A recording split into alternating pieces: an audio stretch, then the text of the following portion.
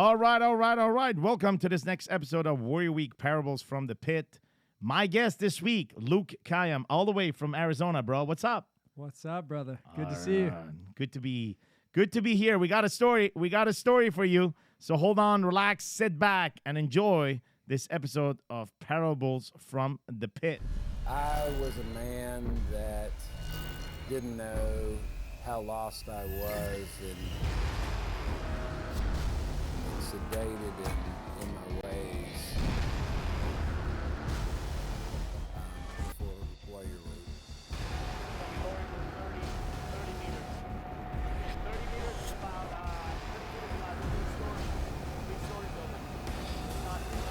And welcome back. All right, that was you, man. In some of the preview we just saw, the fighting previews, that was you, bro.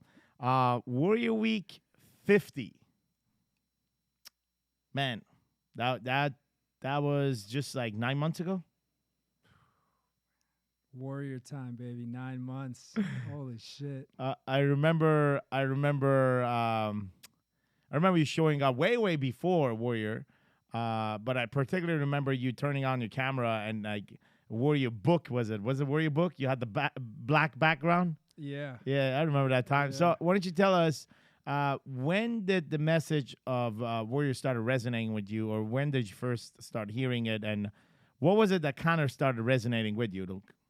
So this is a crazy story. I was a gym owner, CrossFit gym owner, way back when, 2008.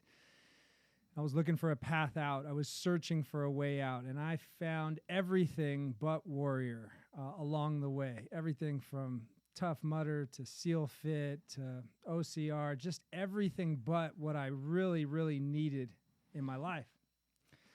So one late night, I'm doing everything I can to find a way out of the gym business because I had been in that most of my life, and I'm stuck in this one-dimensional phase of my life. And my biggest fear as a 19-year-old personal trainer was being a 40-year-old personal trainer. And I literally would have that fear would just, that scarcity mindset would just keep weighing on me. And one late night in the gym, and I mean late night, like 12, 1 o'clock, I'm trying to figure shit out. I come across the Bridge video, Garrett's video. And it hit me. And at that time, I had a good friend of mine who was a member of my gym, Russ Perry. Yeah. And I literally send him an email and I say, hey, this is what I want to do. He doesn't own a gym. He's teaching people all kinds of shit. And like, I need to know more about it. Lo and behold, Russ went all in on Warrior. And I was like, what?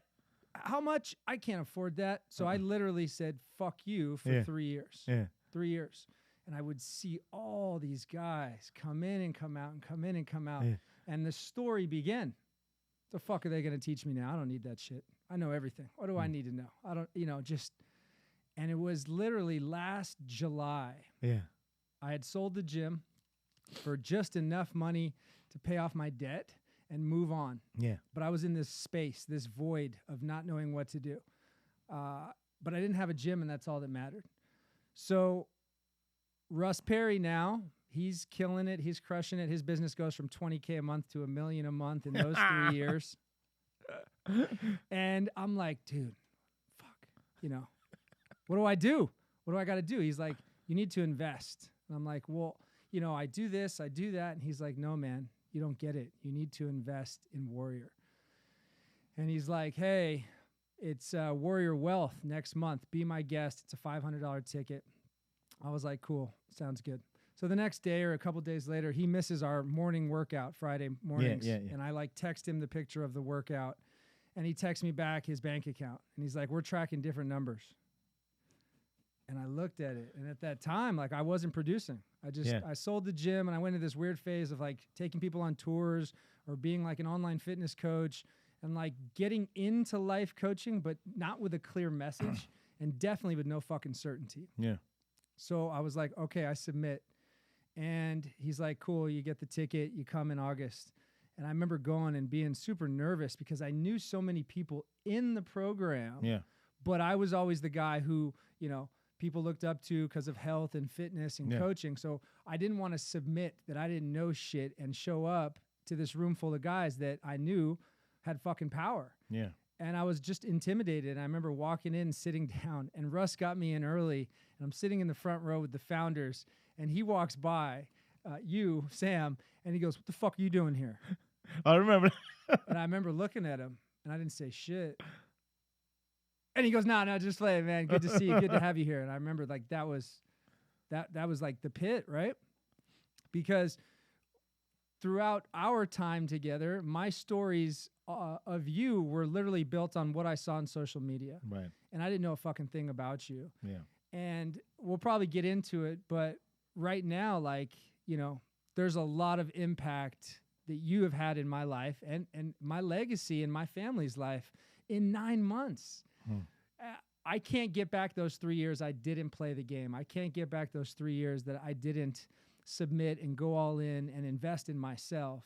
But what I can do is continue to fast track that progress. So in 9 months, man, it's fucking crazy what my life has been. Yeah, it's incredible. And I felt, I truly felt the growth, and I felt the different decision-making process, right? Where the decision came from a different origin. I've witnessed, you were part of some of the online programs, and I could see you being involved. But the thing that made the shift and continues that shift up to now, it's that the decisions you're making today comes from a different point of origin that it was most of your life. And I'm going to have you consider, bro, like, 3 years, 2 years, whatever, that your timing was exactly the time that it needed to be, because, I mean, this journey started for you way, way back. I mean, you've been building yourself through the tragedy of life and dealing with pain and the up and downs and the places you've gone and the places of life taking you, and the associations that you had and you didn't have, right? Because part of it is, well, who I want to be, but also who I'm no longer am. It served me. I'm not saying, fuck that, but I'm no longer that, because that I was makes the decision from a whole different point. I'll give you an example, maybe better for you to understand. So you got a guy, a fat fuck, that goes to Chipotle, right? And this guy shove his face with burritos and fucking 9 burritos or whatever. He's sitting there and he's eating that. So if you think about it, that guy is not making a decision from an identity of a super athlete. That guy making a decision from an identity of a fat fuck. You roll back and you come and you got this super athlete that is now making choices and going to places and eats healthy. They both have to eat. He's making his decision from that identity. But here's the deal. There is nobody that says you can't actually borrow the identity of a super athlete while you're a fat fuck. You can actually borrow that identity, and that reality will come true, because next time the dude that is in front of the Chipotle place, he's like, "Nah, I'm gonna go eat this and this because I'm eating for fuel. So I'm just eating this and this based on the origin point of the super athlete." And that's the only difference. They both have to eat. They both probably end up meeting each other, and they're nice, and maybe one tried to help another one, and so on and so on. And then one says, "Fuck off, man. You don't want to lose weight. I'm not going to fucking keep helping you." And the other one's like, "Well, fuck you, Mr. Perfect. I didn't sign up to be perfection, not progress," or whatever that is. But the point is this: the origin of the decision comes from the identity that we have. So talk to me about what happened in the shift of identity for Luke, right? What was that shift of identity? So the timeline goes, I say, okay, I'm going to go to Warrior Wealth in August. And I paid my $500. Well, so let me take it back, because we're in San Clemente. So I was so full of shit, and I was such a fucking liar, even in this place of power and position in being this fitness guy and this health guy, that I actually had signed up for Warrior Wealth the year before. And I came here to my uncle's house in San Clemente with him and his wife, who've lived here since the 60s. And I brought my kids, and I bought the polos, and I fucking got ready. And on my way out the door, I started to fucking lie. Shit. And during the 3 days that the seminar went on, I was at the beach. I was at Whole Foods. I didn't show up, and you can see my fucking license plate. This says show up for a reason. I didn't realize how disengaged I was from the truth until I got into Warrior. So when I finally showed up to the event in 2018, I was full of shit from the year before it, and like I lied to my kids, I lied to my family. They're like, "Oh, have fun at Warrior today," and I was like, "I will." And it got so bad that they went to lunch, and wherever they went to lunch, there was like 10 Warrior brothers there in all black, and they're like, "Oh, where did you have lunch? I saw your brothers there." And I fucking lied, and like, why? I was afraid to show up. I was afraid to commit. I was afraid to just, submit. So a year later, I finally do show up, and now I'm wearing the polo, and I'm in the front row, and you're like, what the fuck are you doing here? And I was like, God, this guy's a fucking asshole. Now, I drive 6 hours to come here and sit with you for a little while because of the respect that I have for you. And it's really hard when you are a leader. And I've been a leader my whole life because I grew up without a father. I kind of had to lead myself. It's really hard for leaders to say, I don't know something. Yes. I need to, what do I do? Who do I ask? Where do I go? Well, to sum up this whole thing, like Warrior was like the place I could go to lead myself so that I could go back and fucking lead my family and lead my business. So I go to Warrior Wealth and I spend 3 days there. And I remember Coach Kevin saw me in the hallway. He's like, when are you going to Warrior Week? And I was like, what? I can't afford, not right now, no time soon. Because at that time, just 9 months ago, the investment in Warrior Week was more than I had ever invested in anything in my entire life for myself. I grew up in knowing this fitness health game.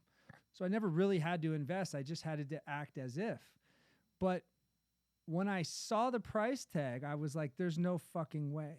You fast forward 9 months now, 9 months later, that was nothing. And I mean that, like that investment, I often say I would do it every quarter because of what it gave me. There's nothing on this planet. And, I'm real, you're real, like the viewers are real here. Nobody's paying me to say shit. Like I own this place and space that I'm in.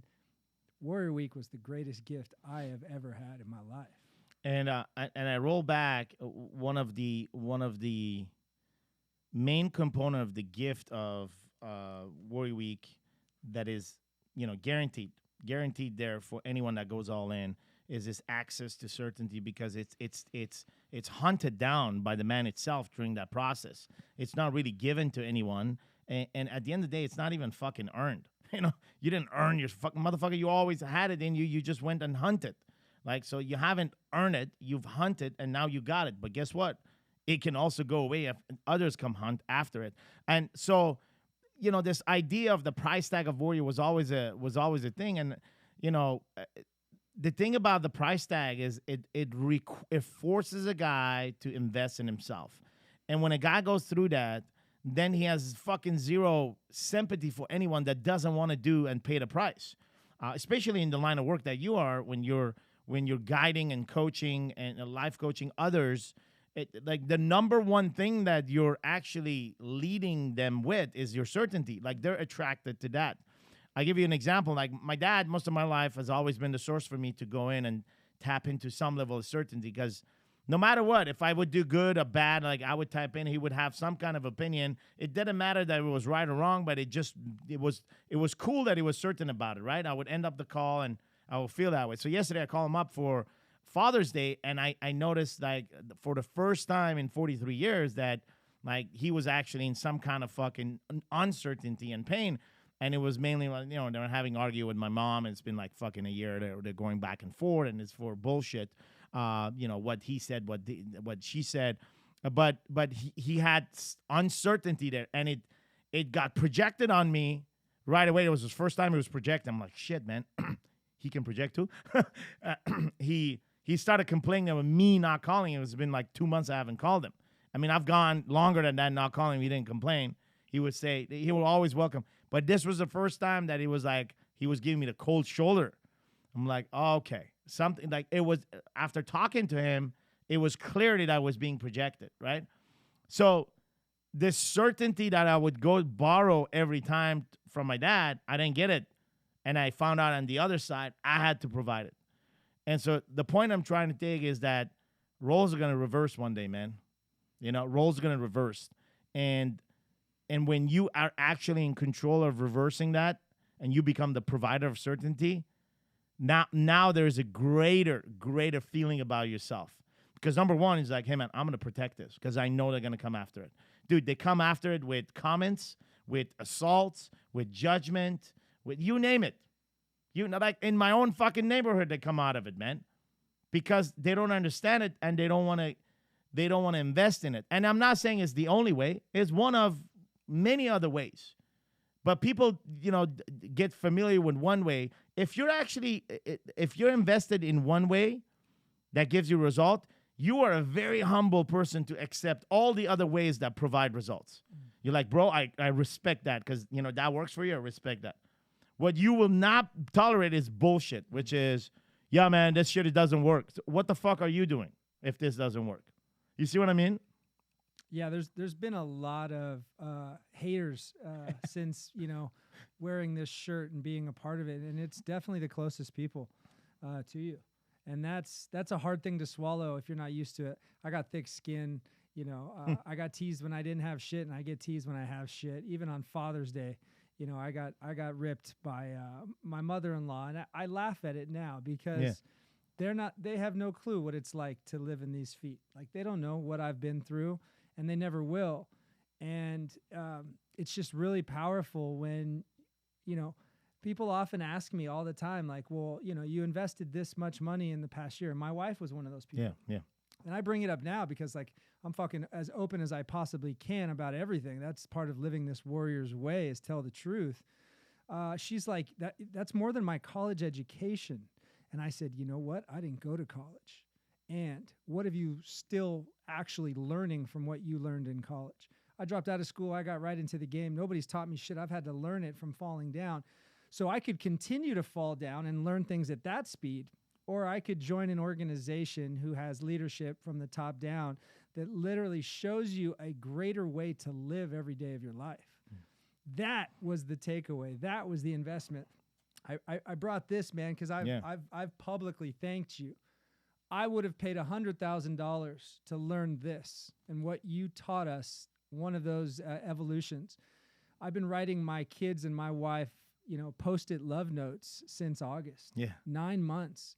And I often, share, not at the hope or the wish. I plan on living a long life. But if God takes me today on my drive home, my kids and my wife will know how much that they meant to me, because I've been writing it to them. I've been sharing it and showing them. I've been expressing this amount of gratitude and love and appreciation.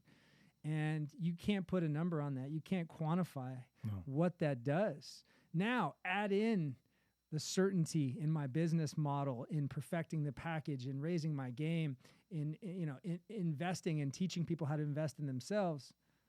It's phenomenal. And the number one source of this certainty and this projection of power is, without a fucking doubt, your story. Like, that's it. Like, you're in a place, you're in a frame where your story is 10 times more amplified and how it was told before, because there are no hidden aspects of it.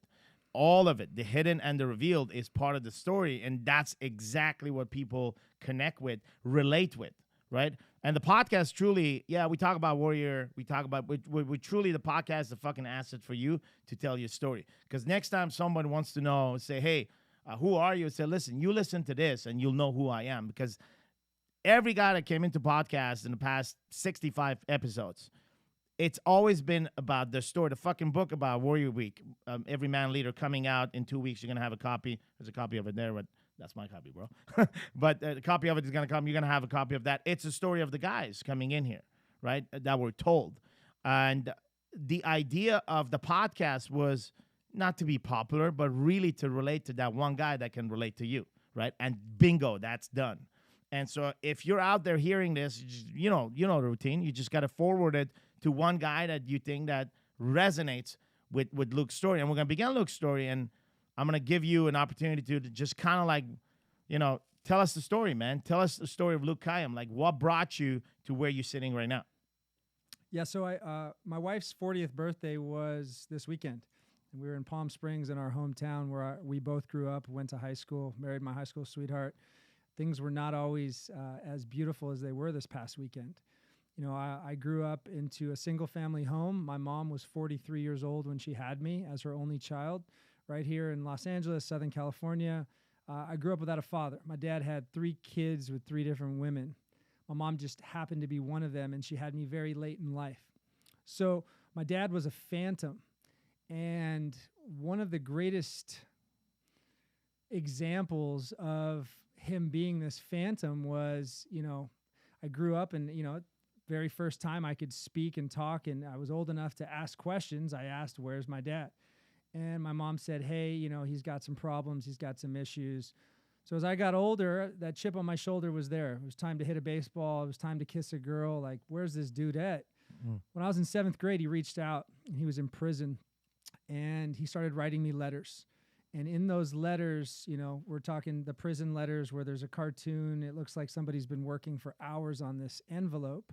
He promised me that when he got out of prison in January, he was going to come see me. He was going to come be this missing thing in my life that I so needed and wanted.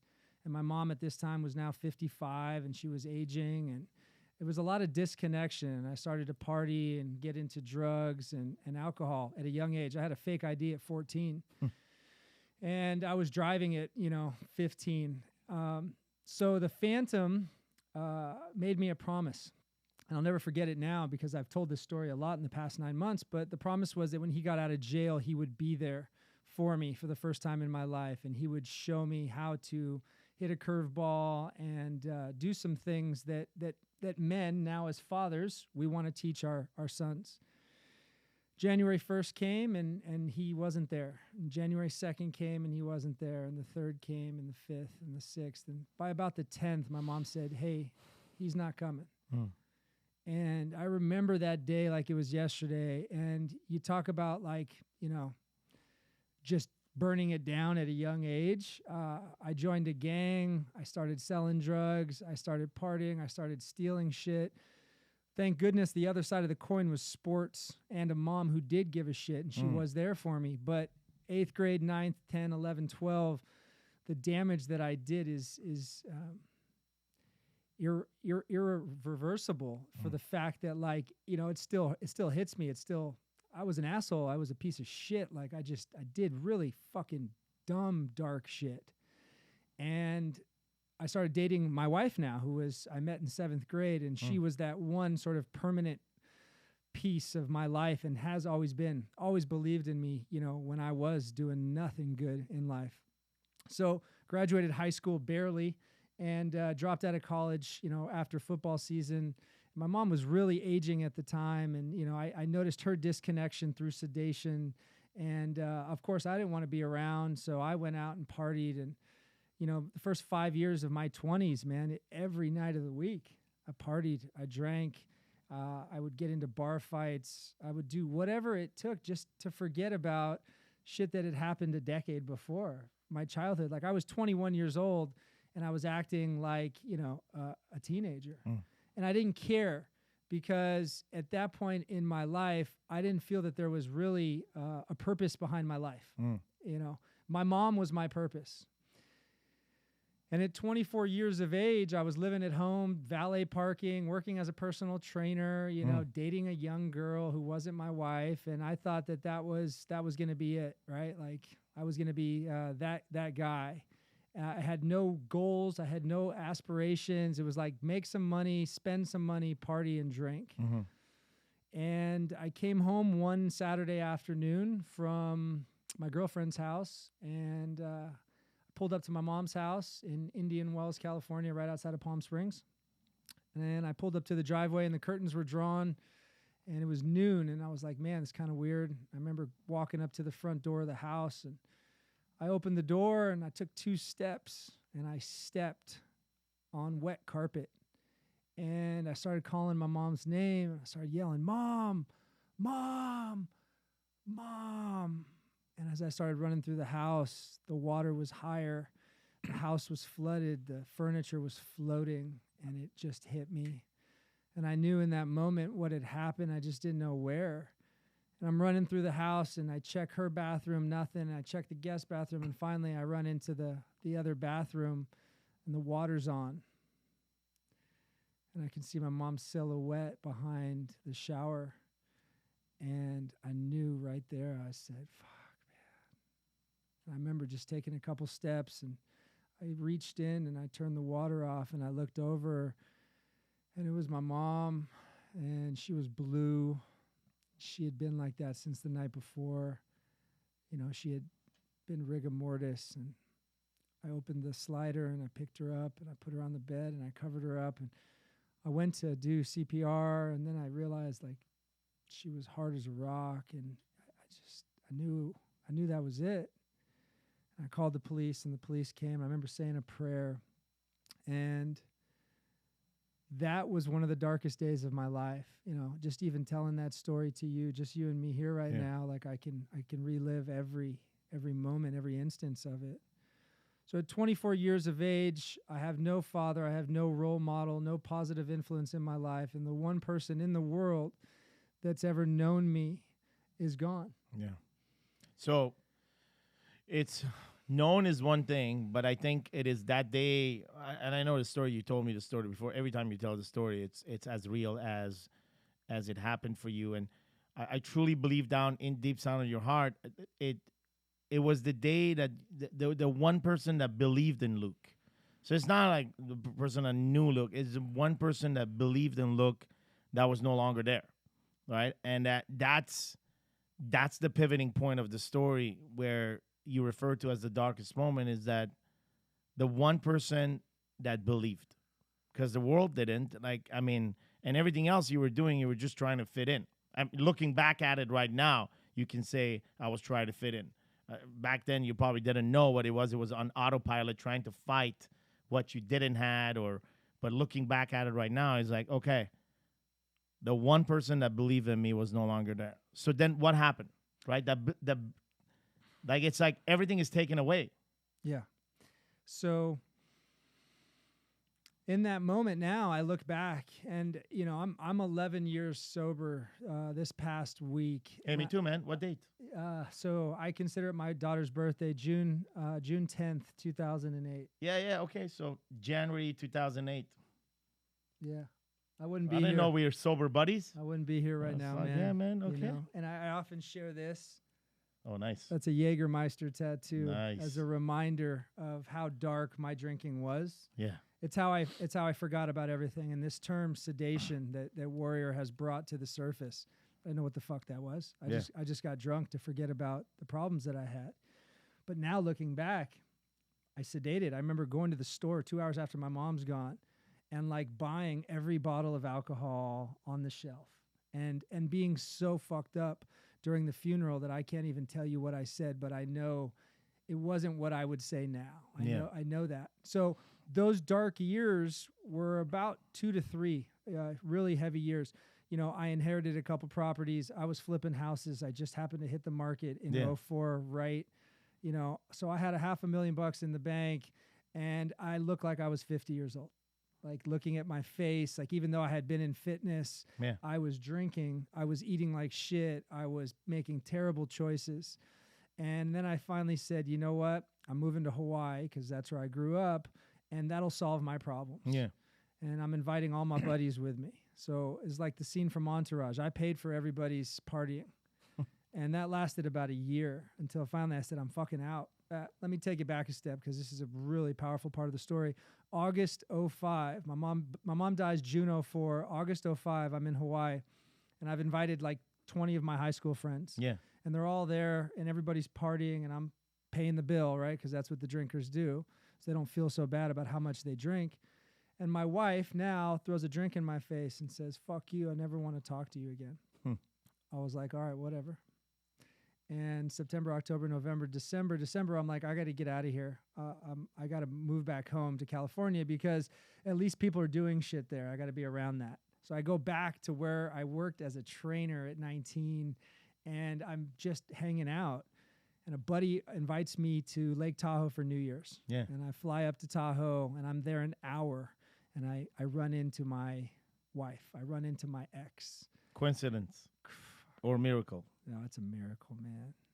Just even talking about her right now makes me more emotional than my mom and my dad because, like you said, the one person who believed in me was gone. Well, not quite true. That one person who believed in me and still does to this day more than anybody was this queen that I had not treated well for a long time. Even going back to high school, I was an asshole. And we run into each other, and I said, hey, stop. Don't throw a drink in my face. 3 days later, we never left the hotel and the casino in Vegas. She's a high-level executive in shopping centers, commercial real estate. Yeah. She's 24 at the time, and she literally is crushing it in San Francisco. Yeah. And wants nothing to do with this asshole. I get it. 2 weeks later, she calls me and says, I'm pregnant. Mm. And I remember where I was. I was at the bar in Palm Springs. Mm-hmm, mm-hmm. And I said, stop. Don't say anything else. Don't do anything else. I'll be there in a couple hours. And I remember it was like the only time I remember driving to an airport to buy the ticket at the airport. Yeah. Right? This is before, I could do it on my app and my phone.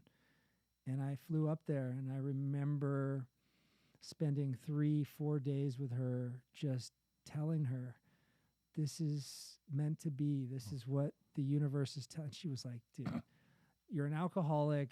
You've slept with all my friends. You're a piece of shit. Like, are you kidding me? What am I going to tell she was worried about what she was going to tell her family. And I was like, look, I don't know any of those things, but I can just tell you right now that if you trust this and you believe in me, I'll never, ever make another shitty fucking decision again. You're the reason I exist, and I want this relationship to be. And this child, whoever it is, whatever it is, deserves this life. Because we could go back to when we were 18 and we made a decision not to have a child because she wanted to go to college and wanted to have a career. And it was one of the best decisions we ever made. Now at 24, 25, it came back. And we both said, okay, let's do it. And that was 2 weeks in San Francisco. I remember flying back to Palm Springs and selling shit, packing shit up. I move up there, and we set a May to get married in May. This was January. And she was pregnant during our wedding. So we get married, and you think, right, that's the fucking end of the story. Right. Everybody lives happily ever after. No. I just turned Jägermeister in for bottles of wine, and the nightclub in for the bar scene, and the partying in for the lounging around the house. I was still a piece of shit. And that ran its course for about 2 years. I remember giving my wife Sundays to go and shopping, would do whatever she wanted, because I would take my young son and put him in my arm and watch 10 hours of straight football and drink beer. And, that lasted for a few months, and we were in Los Angeles. And before you know it, she's like, hey, we got to get out of LA. And I was like, I agree. My son and I were born at the same hospital, Cedars-Sinai in Los Angeles. It was just a shit show. And we didn't belong there. So we moved to Scottsdale. And within 6 months, I took a shit job at Gold's Gym just to get my feet underneath me. At that time, I had learned about CrossFit. I started getting into it. And I found a location to open up and affiliate my own gym as an early adopter. We crushed it the first couple years, but I'm still partying and drinking. I'm still making really bad choices. She doesn't quite see it or know it because I've got investments and I've got money, and I'm now bringing that in. So to most people and most wives, they would just let it go. Right? Because he's being loyal and he's being faithful. And whatever, they would come up with their own story. But I wasn't living, not like I am now. And my daughter was born 2 years later, 18 months apart, June 10th, 2008. And I remember I'd had this bender, a combination of 2 weekends in a row, one of Coachella and one of a UFC fight. And these 2-day experiences that somebody could go to and enjoy, I stretched it out 5-6 days. Okay. I literally spent a week at Coachella. Drinking, partying, doing stupid shit. Then you go to Vegas the following weekend, UFC party, Friday, Saturday, Sunday. And I came home and I was like, I had this little girl. And I was like, what the fuck are you doing, bro? You're going to be your dad. I remember having that revelation of now my biggest fear was becoming my dad. And I quit drinking. and it lasted 30 days, and I felt great. But then I went out for drinks, and the drinks felt better than the 30 days not drinking. And I had gotten into some legal trouble here in California, a couple DUIs, a couple fights, one with an off-duty police officer. Before Hawaii, before the kids. But I was on probation. And I remember getting pulled over in Arizona. And I was like, that's it. This is your sign. You got 2 kids. You're going to go to jail. And she like told me like your blinker was on, or like, you know, your tailgate was up, just something. I remember sitting in the driveway of my house where I live now. And I just kind of sat there and just like rocked soothed myself into like, bro, how many fucking chances are you going to get? How many angels, how much is the universe telling you you're fucking built to be so much more than this version of you that fucking everybody sees, and this version of you that like you're not truly showing up to the game of life with these 2 kids and this wife. You're never going to get another wife like that. You're never going to get and it just kind of hit me. And I said, fuck this. And that was 11 years ago, man. Dude, that's a solid day. Let me ask you this. What was the relationship between your wife now and your mom growing up?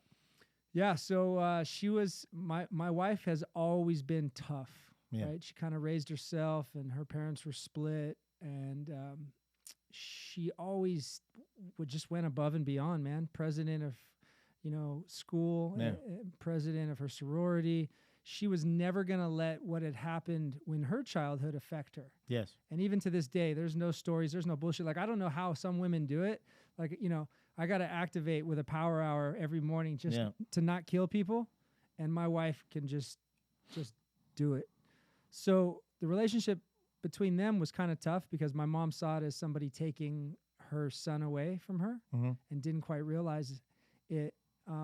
But they liked each other. You know, looking back now, everything had to happen the way it did. So I get sober and I'm crushing CrossFit, and things start to shift then, right? I get into the sport. I get competitive. Our location is crushing. Like, everything is working really, really well. But that 40-year-old timeline is coming. It's creeping up on me. And we had some challenges and issues with CrossFit. From an affiliation standpoint, the brand's not protected. It's not a franchise. So we were seeing people literally just do whatever they could to take us down. I called it cannibalism inside of the movement, where everybody, you know, loves CrossFit, but the gym owners hate each other because they've all eaten each other alive to get membership. Well, now you see it years later, and CrossFit isn't even close to what it once was, for the simple fact that there was no protection in the brand. So from a business standpoint, I stood up for it. I publicly went out on Facebook and I said, fuck this, fuck that, fuck you. And within a few weeks, they said, no, fuck you. And we unaffiliated. Well, at that time, I had acquired a global lifestyle brand called SickFit. And SickFit was kind of like the Pepsi to the Coke, where we had created these systems and these standards and the structure to implement in our business model. So now we wanted to teach others how to do it. And before you know it, we had a second location and a third location. We were getting ready to franchise.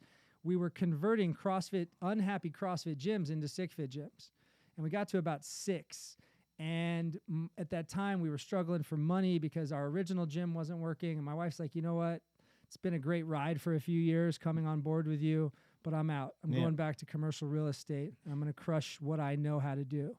And she did that, and that was my sign of like, okay, what's next? I had been doing walk and talks for years at the gym, and it wasn't until Warrior that I was like, he coined that shit. That's what we do. That's how I get to know my clients on a personal level. That's how I get to go deeper than just the fitness side of it. So I was kind of doing that.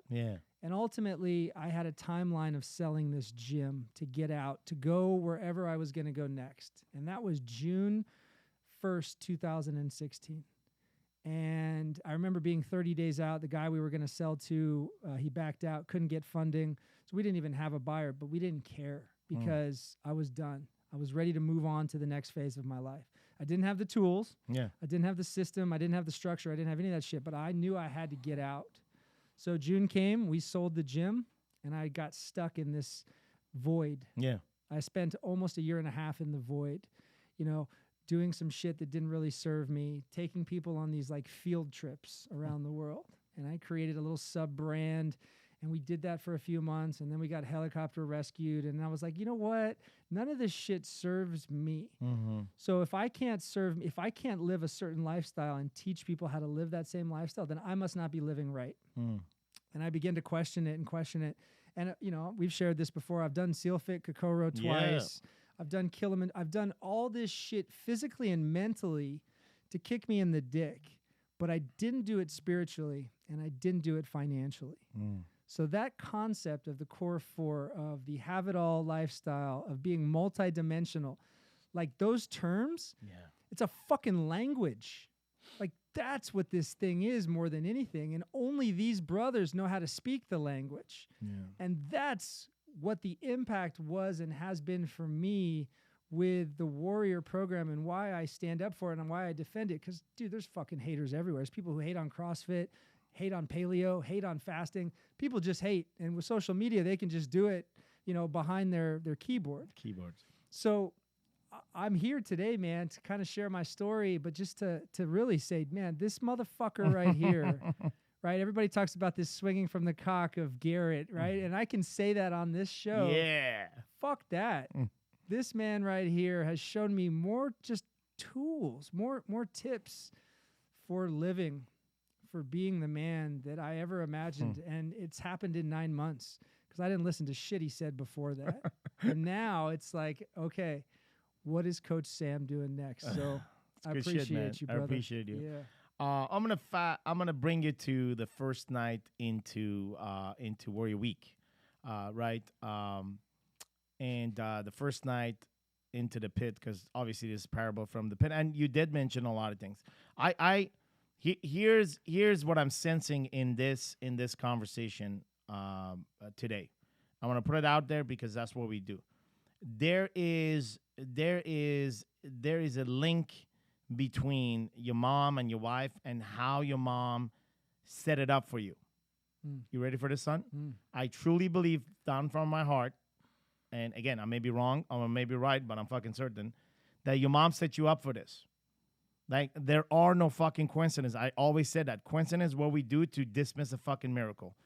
Think about this. You go through the pain of losing the one person that believe in you in order for the one that will believe in you for the rest of your life to show up. You and I both know that your wife believed in you more than your mom did. That's guaranteed, because all the shit that you've done ever since you got married, but she never backed away. The proof of it is, even despite being pregnant, and she knew you from the past, but you weren't living that much with each other, right? She committed everything for a life to be built. And like you said, in the first 2 years, you said it, she probably didn't get the life that she wanted. But there's something that they have that you and I don't have. Like, we have to activate our shit with Core 4 and the stack or whatever that is.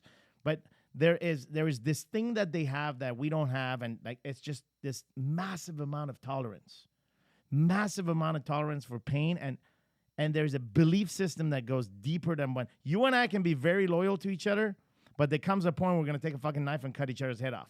Because at the end of the day, you and I are going to compete for two things: resources and females. Like, it's just the nature of fucking, like, human, animalistic alphas that we are. I don't know what women compete for. Like, I wouldn't have an opinion about it. And reading about it, I can't believe it because there's somebody else saying it, right? So a woman would know. And maybe they don't even fucking compete, right? Maybe they see it completely different. But I know that there's a link, that you were set up to succeed. Because without this angel showing up in your life, dude, you could have, like, literally, you can imagine where you would end up.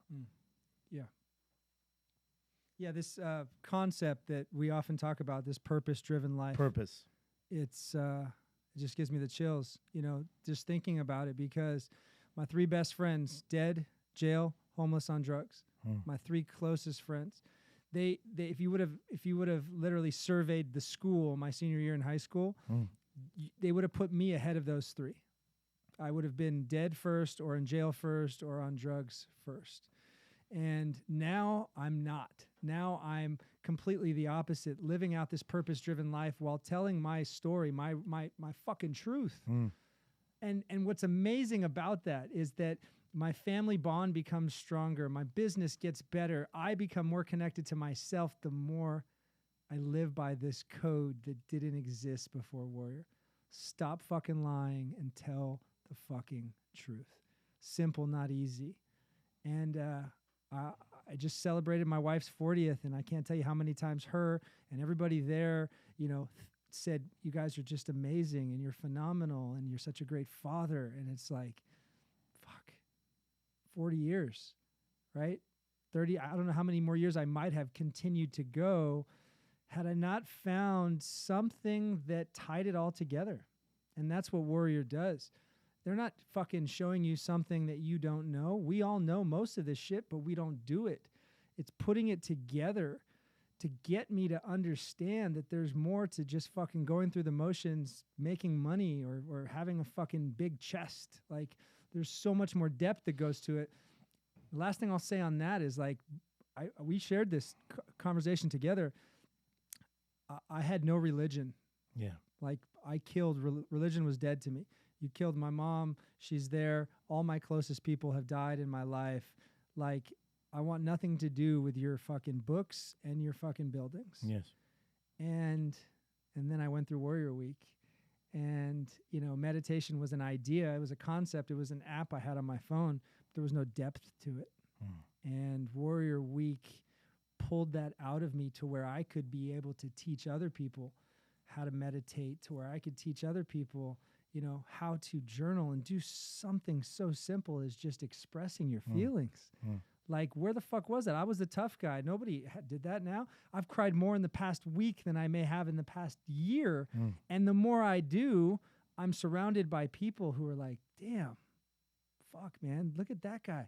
Tatted up, fucking badass. Like, he's crying, but he's doing it in a way that is real. Yes. And that's what spirituality, or at least finding that reconnection to this power, this third eye, as you often call it, Sam, like, that connection was the biggest thing I was missing. Now I'll double down on a meditation versus a workout, because you also brought that to my attention, that I had been sedating through fitness for a decade. That was the aha of our interview. Yeah, I remember that. Right? Like, what are you running up mountains for? What are you running away from? So just 9-10 months ago, I was running away from my missing father and the death of my mom. Those two weights, literally, you didn't see it, but I've been carrying around fucking 100-pound sandbags on each shoulder. And I thought, just because I told my story about my mom or my dad, that would be enough to let them go. No. It took Return of the King. It took a few months afterwards to finally say, you know what? I'm done. This father has taught me one thing, how to be a father myself and what I never want to be. And this mom who left unexpectedly, I had to find her. Because if somebody else would have told me, I would have this empty feeling. This father who didn't show up to my life, and this mother who did all that she could that died unexpectedly at 24, I'm not going to hold on to you anymore. I'm going to let go of you. And you talk about a testimonial, like, this shit wouldn't have happened. It wouldn't have happened anywhere else, because I've been searching for my whole life for something to guide me in this direction. And it literally took the power of the brotherhood and the coaches and something like Warrior Week to allow me to express what the fuck demons I've been carrying around with me my whole life. And I think today, you just said what you experienced in day one at night in the pit. That was like literally what it was, and a rebirth and being open to carry what you were always carrying and what you were always meant to carry, with full of your energy, which was your wife and your kids, and like that's what you sign up for. And inside of all this, when you look back and you look at the man that you've become, people think that you've acquired something new. And I've told you this straightforward. Like, fuck, man, people don't come from transformation or change in Warrior Week. Men come to find themselves, who they've always been, and who they've always known themselves to be in. Even in the time you were fucking drinking, there's always this aspect of you is like, I'm not this that I am right now, but fuck it, I chill like with this that I am right now until I'm ready to face what I am. Like there's this operating background that runs in the back, and you tell yourself, and ultimately, if you take a look at the ground, right, flat ground, and if you consider the flat ground your spirituality or your connection and your awareness with the source, and all you realize and all you're just the fucking steps. So as long as there's ground, you'll take the steps. And if you look back, 26 years married, right? No. 13. But I've been with my wife since we were 13, 14. So what is that? How many years is that? 26 years. Fucking 20. Dude, like a 26-year relationship. This is the point of this. Like marriage and all this stuff is just a label. 26. How easy it is to walk away from the people of the past. Life happens, right?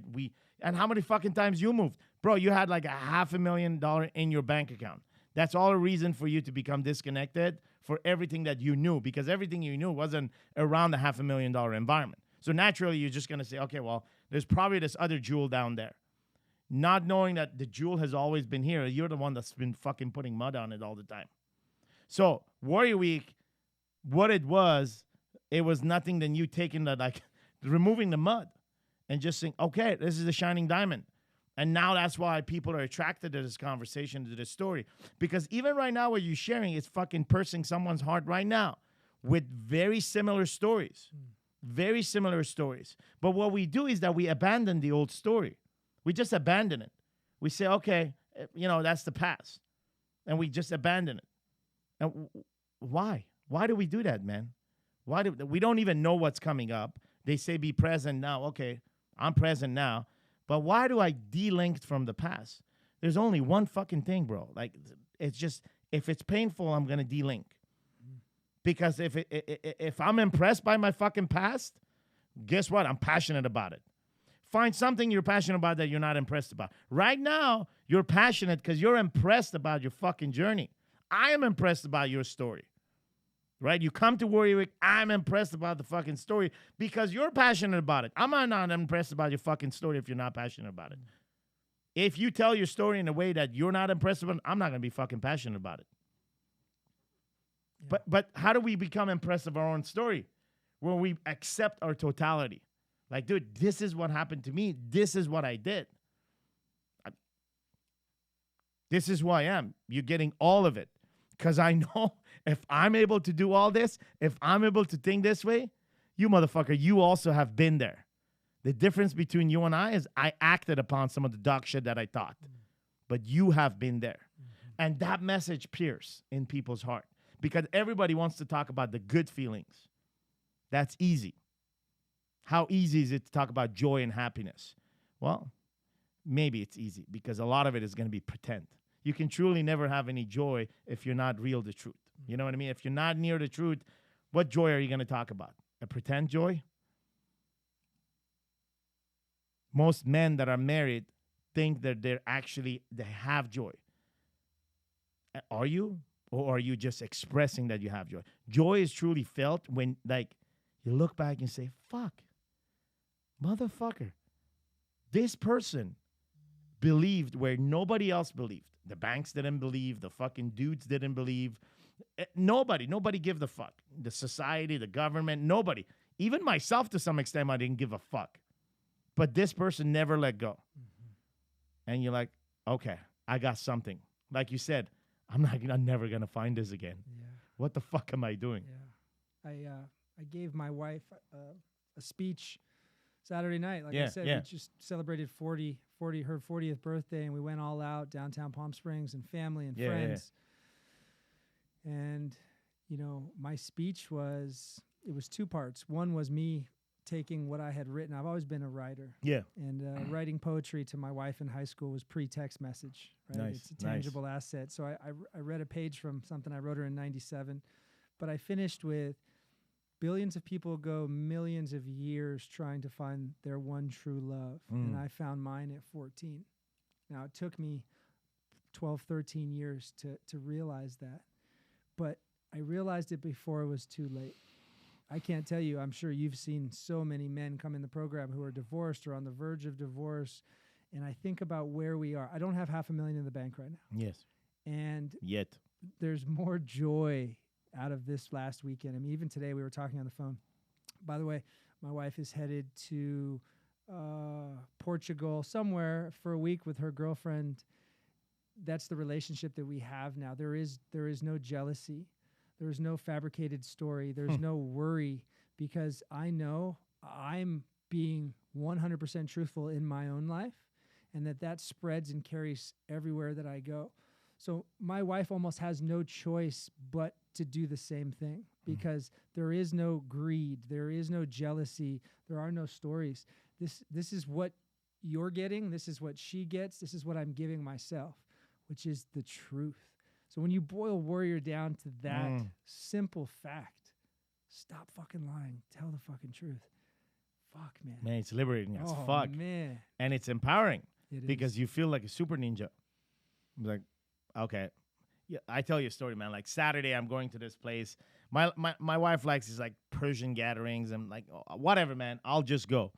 And so I'm going there, and I find myself like being a judgmental fucking prick. Everybody's fucking drinking, so I'm not drinking. So I'm standing there with a fucking Coke because, you know, I'm like, fuck it. I'm not going to have a Diet Coke because it's as poisonous as fucking some other shit. I'm having a fucking Coke. Fuck it. And so I'm watching all these people. Everybody's drinking. And two, I'm beginning to become very judgmental. I'm judging everyone. Like this guy, that guy, this guy, this guy. And I'm like, okay, well, dude, what the fuck am I judging? I'm probably projecting every fucking character that I've always been or am maybe. So, like, I'm projecting these characters that I know. How do I know that this guy is a prick and he looks like that kind of guy or that type of guy? Because I've probably been that type of guy if I'm not of it today, right? So I'm like, and then I'm like, the music is going, everybody's dancing. I'm running an inventory of fucking list of guys that I've been, like characters I've been. And I take a deep breath in and say, I'm grateful for an environment like that to remind me who I'm not anymore.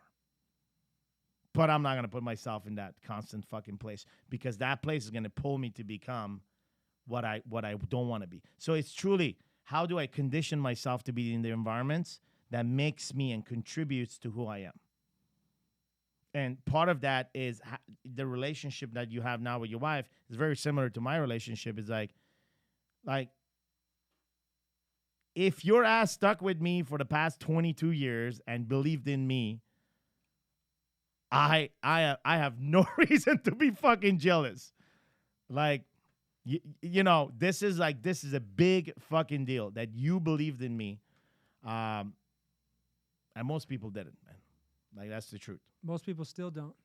That's the crazy thing, right? We talked about haters before we got on this call a little bit, and it's like as soon as they start to see you rise, right, somebody's got an arrow that they're trying to shoot through your Achilles.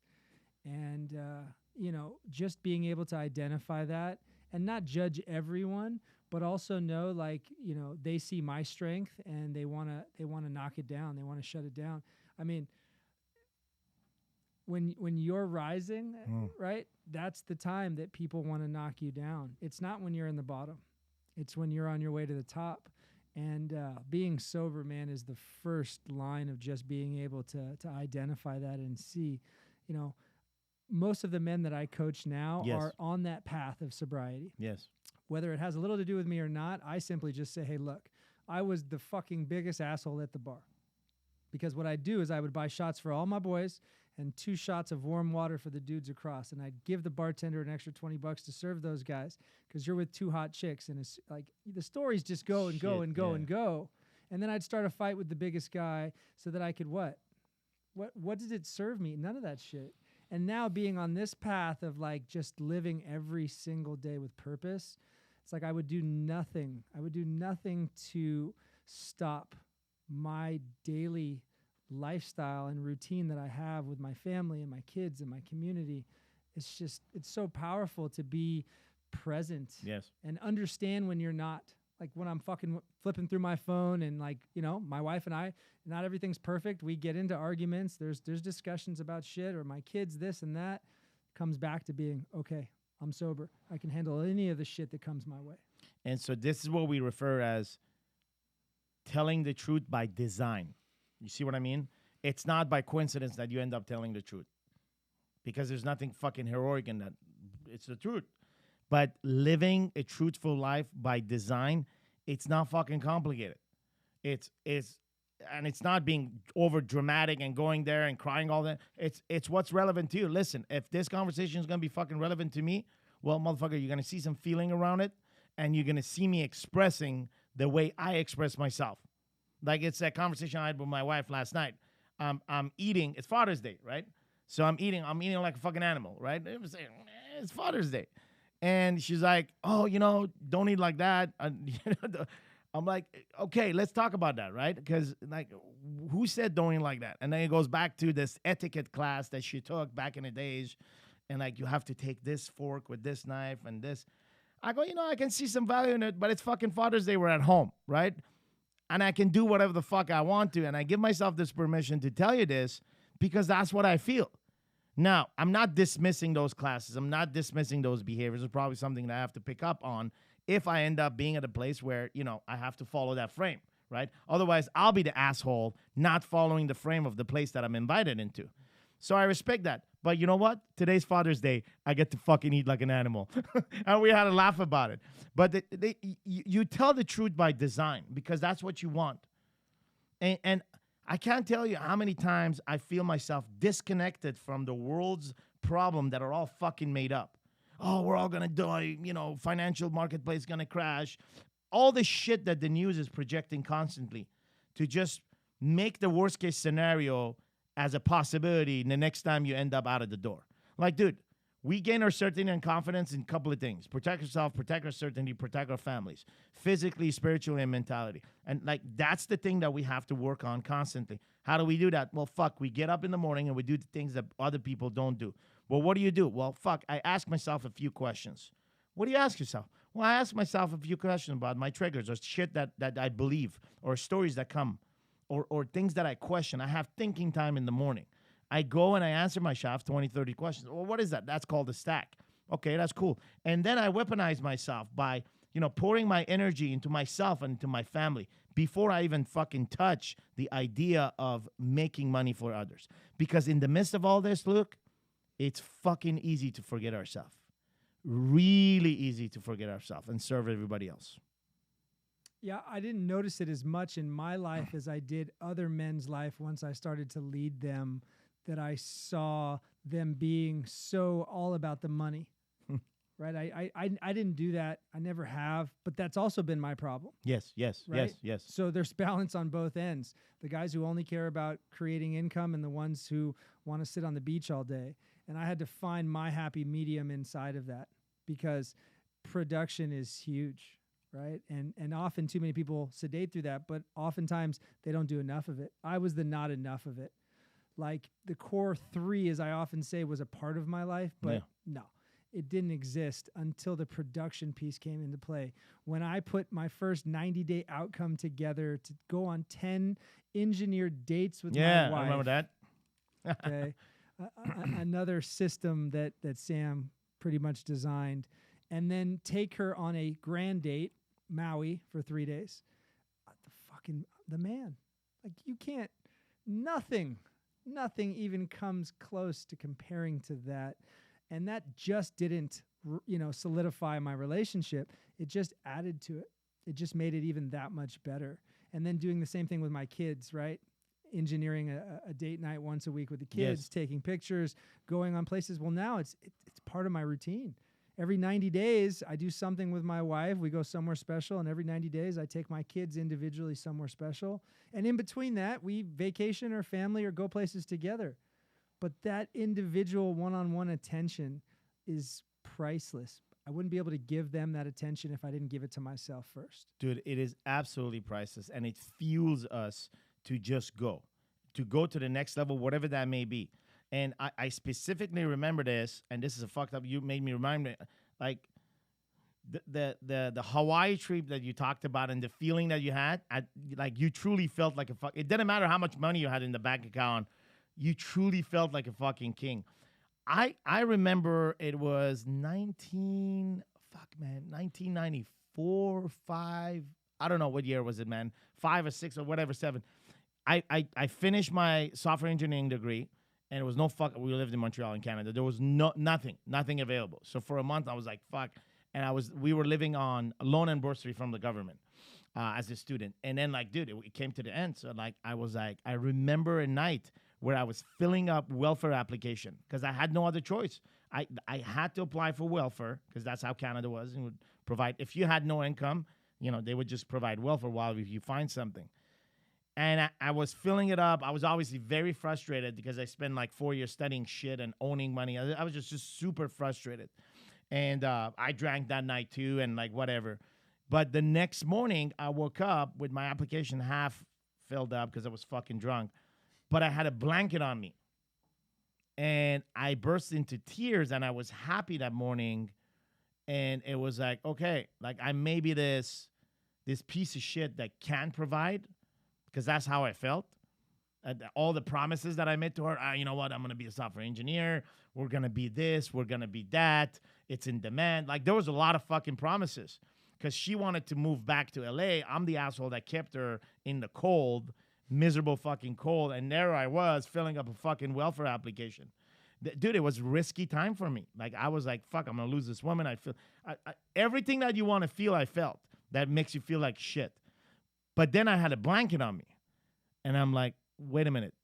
I slept on the couch next to this fucking welfare application. Like, there was no blanket.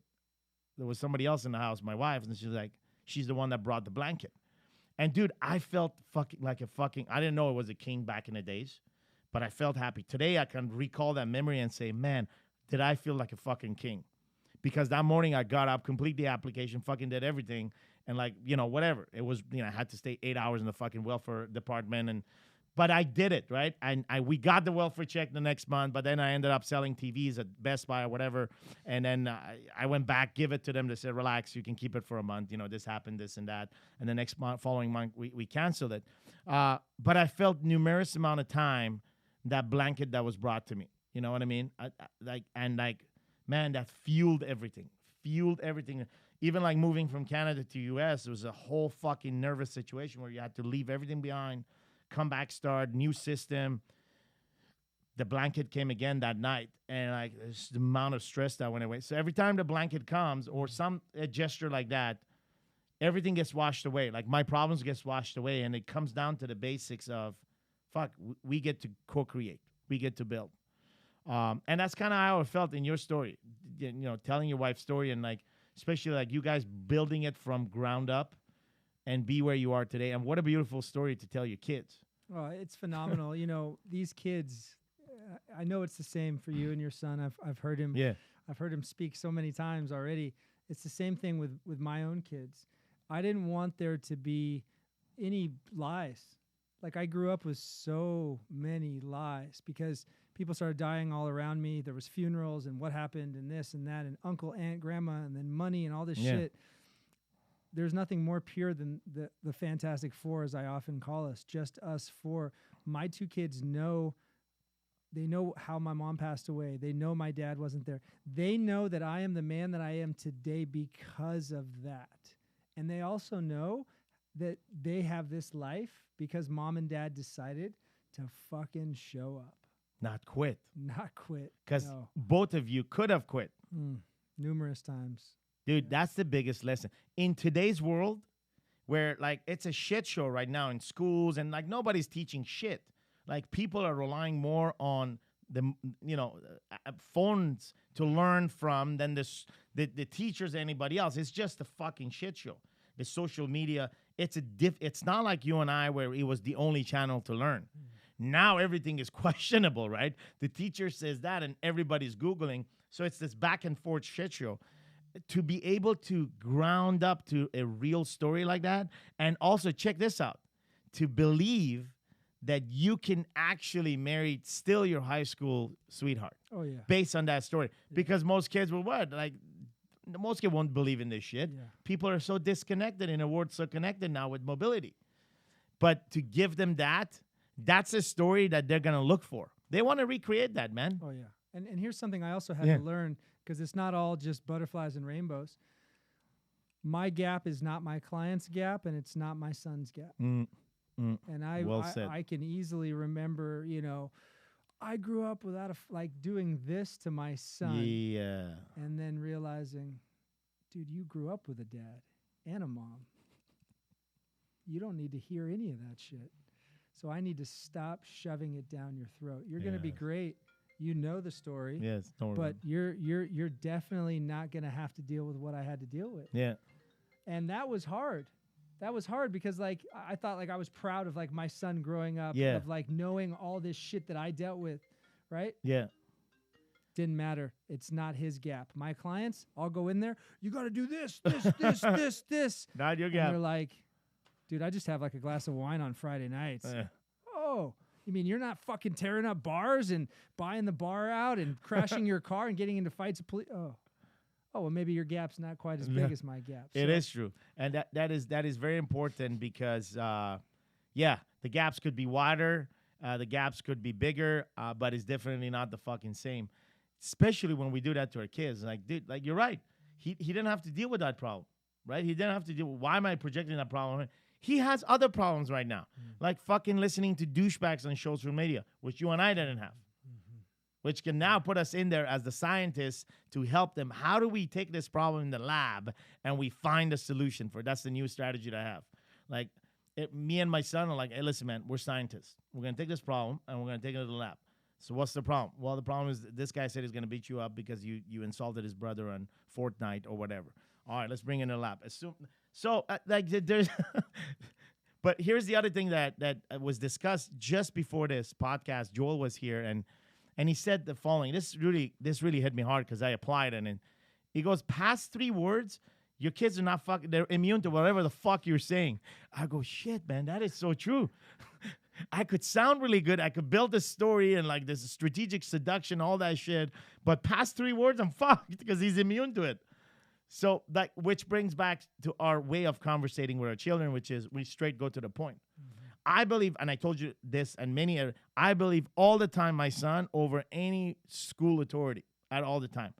And if I have to deal with the fact that they lied to me, I'll rather deal with that than taking their words and telling him he's a liar. Because I've done that so many times in the past. Yeah. That is not going to happen. My faith is in me. My faith is in our relationship. I don't have any faith in any outside educational system. I respect it. But I'm not going to fucking freely put my faith in there. I'm going to have something to say inside of that. So. Yeah. My kids run to me. And every day I hear that or I see it or Dad, when are you coming back? I'm driving back through Palm Springs tonight just to say hi and bye. And I'm going to be at home till Friday by myself in Arizona, working, hustling, grinding. And I realized that's what it's all about. Yeah. Right? They want to be by me. They want to be surrounded by me. They want to be with me. They want to be hanging out with me. All my buddies growing up didn't want to get near their dads. Yeah. They couldn't stand their dads. So that's the value I put on the relationship that we have. Yeah. Is the simple fact that they want to be in proximity with me. So I got to be my best self. Yes. I got to be activated. I got to be healthy. I got to be fit. I got to be smart. I got to be in tune. My son and I listen to the same music. Yeah. Right? And there's some shit where I'm that's a little too hardcore for you, man. But we have this bond. Yes. And they know this timeline. They know why I wear this shirt. They know why I do these things. And now, kind of flip the coin here. I've taken my business model and started looking at okay, well, I gotta get people activated. And it's not going to be on an online course or a DVD or a podcast. I got to put them out. I got to put them out in the mountains. Yep. I got to put them through a crucible.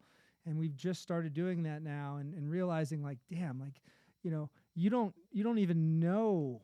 I didn't know until, and I got in the ocean, by the way, before the Warrior Week started. Yeah. And my swim buddy's from Detroit and he's never even seen the ocean. Right. And I was come on, we got to get used to the water. The water's coming. And I just remember so many things in the evolutions were ahas. Those were the game changers. It's that's why I did it. And that's why I would go back to it. Warrior Week's by far the most powerful crucible I've ever been a part of. And I've done a lot of crazy shit in my life. Beautiful. And so, hey, if there's a guy that resonates with Luke's story, two things. One, we're going to ask here in a minute where we can find more about Luke and kind of his way of, guiding men and coaching people and his business as well. But also, first, just fucking forward this to a guy that you feel that is resonating to this, that could hear this, that would hear this. The guy that thinks that he's taking the painkiller pills and his life is okay and he's got it all covered. And the guy that feels that you can't break through, you don't know what to tell them, let him hear this. Like, let him hear this and let him hear it by himself. Let him hear himself, because that's what this kind of conversation does. It's not what comes out of my mouth or Luke's mouth. It just, they start seeing. I often say, look, like we have three eyes. We have two eyes that we look at with, and we have a third one that we see with, whatever that is, right? It could be anywhere, but we see things with our this third eye that we have, and maybe that man can see this. This is what you saw in the car in June in 2008. You weren't looking at shit. You saw some shit, and that shit says, enough, I'm not fucking drinking. Proof of it, it's been fucking 11 years. Like me, I must have probably seen some shit. I saw it in Uganda, Africa.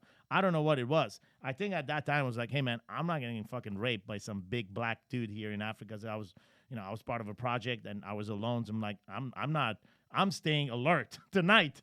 Ain't nobody fucking opening my door. There's gonna be no man rape in fucking Uganda. Well, that might have been a story, but it helped me, right? 3 months later, I'm like, okay, it's out of my fucking system. It's one thing that I could keep out.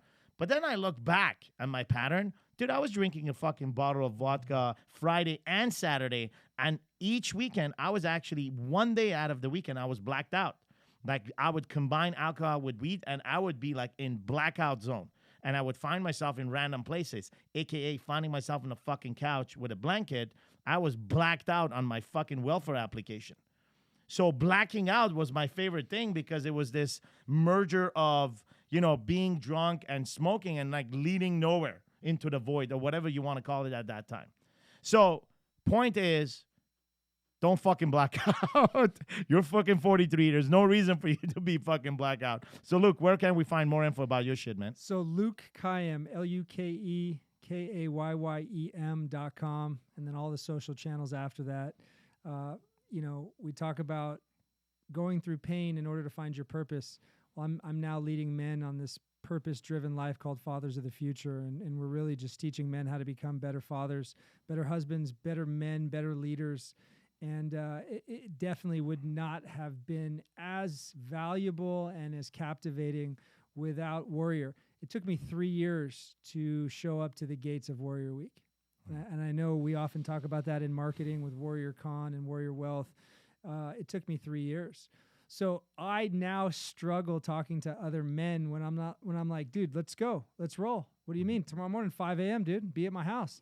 And they're like, well, what you know? I'm like, God, was I that full of shit too? Right? But it literally took me 3 years. Yeah. But the timeline in these past 9 months, it's phenomenal. I got a question for you. Yeah, hit me up, man.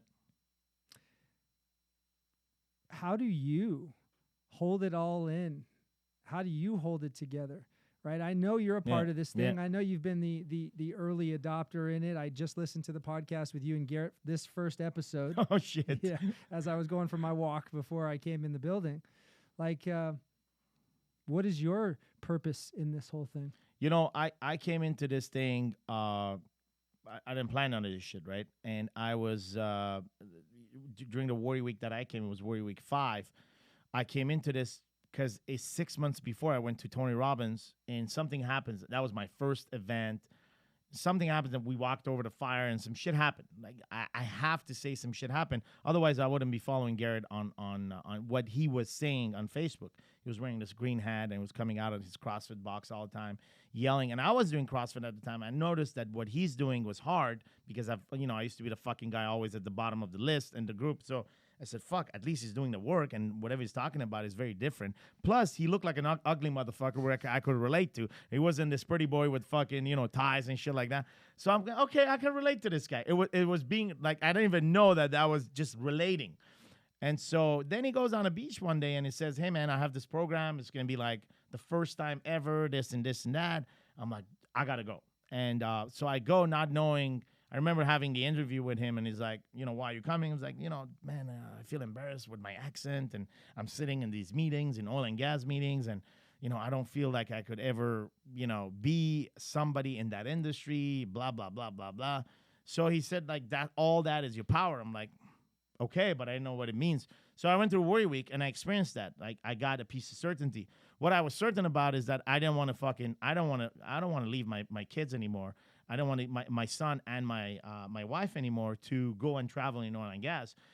There was no more significance attached to the guy traveling with a fucking BlackBerry across the world and saying, oh, I went to this country, I went to that country, at the price of leaving my kids behind. So what did that to me was truly, it was the first time that wasn't my dad telling me that. It was me telling me, right? So I'm like, okay, I can follow that advice. It wasn't because I was a fucking hard-headed guy that, you don't talk to me about my relationship with my wife because I got that fucker. Like, I'm the man. She's my wife.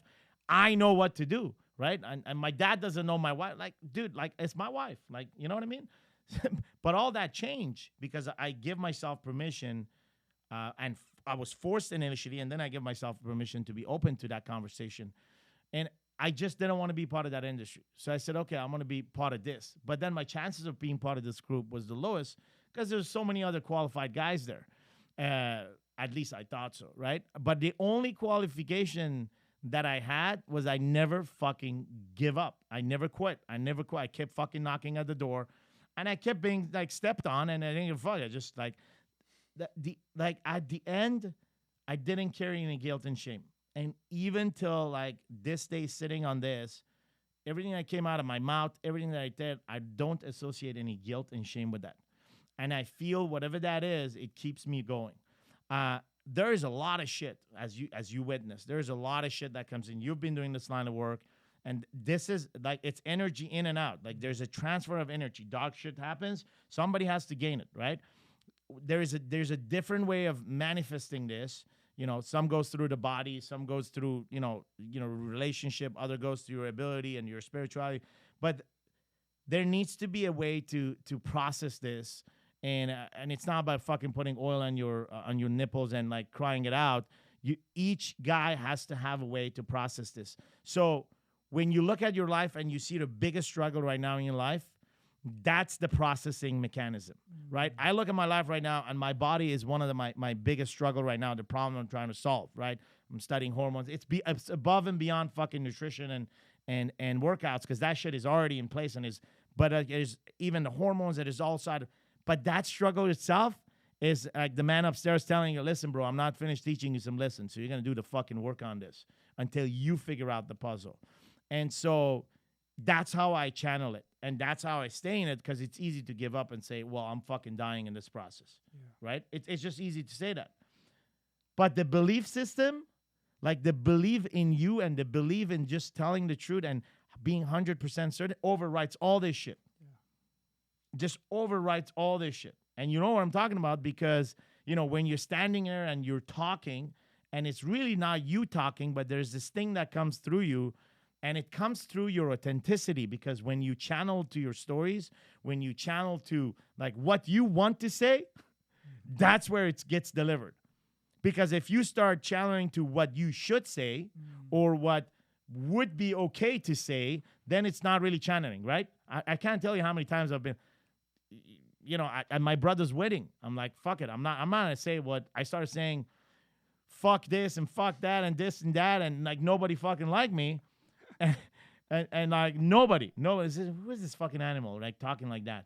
But something came through as a result of it. Like, dude, like 9 months later, they were divorced. It was not a marriage that was meant to be. And I wasn't saying fuck this and fuck that. Something was being manifested there. But yeah, man, I would say just this valve of authenticity, you being okay with it. But if we carry guilt and shame, we're gonna hesitate on opening that valve, man. Well, I don't know if this is the right time, but it's the time that I feel best to say this, man. I've hired a lot of coaches in my career in sports and fitness and nutrition and psychology and lifestyle, but nobody, brother, has given me more tools to take home to my family and my life and my legacy than you. Well, I appreciate it, man. It's important that you said it on the call, because this is going to be a transcript of who Luke is, and also to me the kind of work that we've done. Like, this is the footprint that we live behind. So I appreciate that. Yeah, 100%. appreciate Yeah. you, brother. Thanks for being on the show. Hey, you know what to do. You're forwarding this show to a man you know. You're checking out Luke's website, and just amazing story, just like the other guys. And we look forward to seeing you on the next episode. Because there is a story that there was 1, 2, 3, maybe 4, maybe 5 other men that were worth it. And the rest of us were to praise their journey. Praise your own journey. Praise